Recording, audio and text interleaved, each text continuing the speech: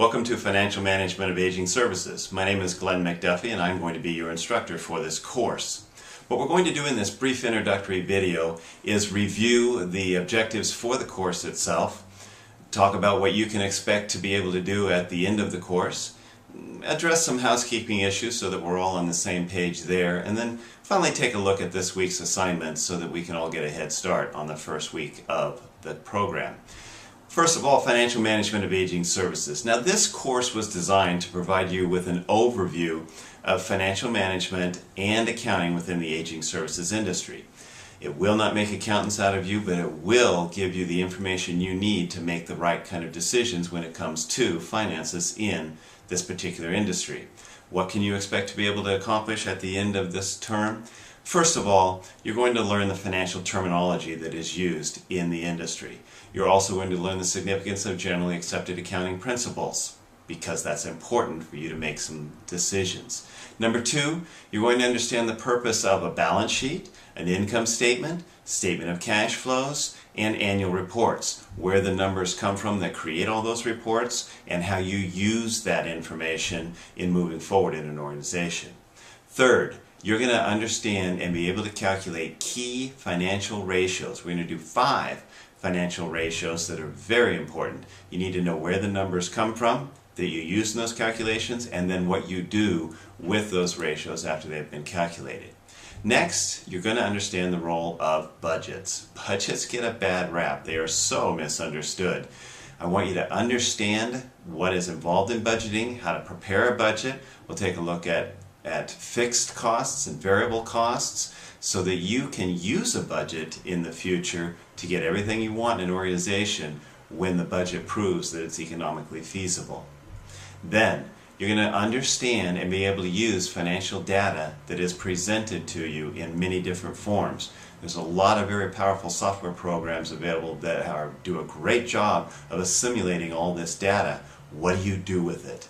We're going to show you how to use that to make decisions that add to the company's bottom line.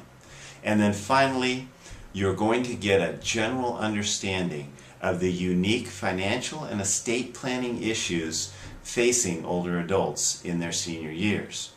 There's some very unique things there that I want you to be aware of, because it will help you make your organization that you'll be with in the future be more profitable. So that's it. That's what the course looks like in general. Let's talk about a couple of other things that we'll want to make sure we're clear on. First of all, this is exclusively an online course, so you'll need to pace yourself and allow plenty of time for computer difficulties. We all know from last term that the computer does fail us. Blackboard is a good system when it works. When it doesn't, it can be very frustrating. So give yourself plenty of time. You will not want to wait until the last minute to turn your assignments in. Give yourself some cushion there. And also know that assignments do get lost in cyberspace. So hold on to your copy of your assignment until you're sure that I have received it. Each of your assignments do have specific deadlines. Make sure you meet those deadlines, because it will affect your grade. Speaking of the deadlines, we are going to stick with the online weekly schedule. That means that our week begins Tuesday at midnight and ends Monday at 11:59 p.m. So be aware of that schedule. One of the most important things we all need to be in agreement on is participation in this course. You must participate. It's the only way that I know that you're understanding the information. It's the only way that I can assess how well you're doing and help you if you run into some problems. So it's very important that you participate. Your participation is expected in our online discussions, and you need to make some substantial contributions to the discussion questions that I will be posting each week. At least 2 responses to each of those questions, just like we did last term. For additional details on everything having to do with this course, all of the expectations, you will find it in the course syllabus, and that is available to you online. Alright, now this week, the first week is designed for understanding financial information. When you go into this week and you open the assignments folder for this week. There's several things in there you're going to see. One of the first things I want you to do is make sure you have completed the orientation for Blackboard. Some of you did that last term, some of you are new with us this term. So make sure you complete that orientation and know how to find your way around the Blackboard system. Second, introduce yourself to the other cohorts in this class. Some of you did introductions last term. We have new students this term that weren't with us last term. So we all want to do those introductions again. It is the first discussion question for this week. So take some time and let us know everything you want us to know about you. Third, there is some required reading to do this week that has to do with the generally accepted accounting principles. I want you to do that reading so that you're familiar with those concepts so you'll be prepared to take the quiz.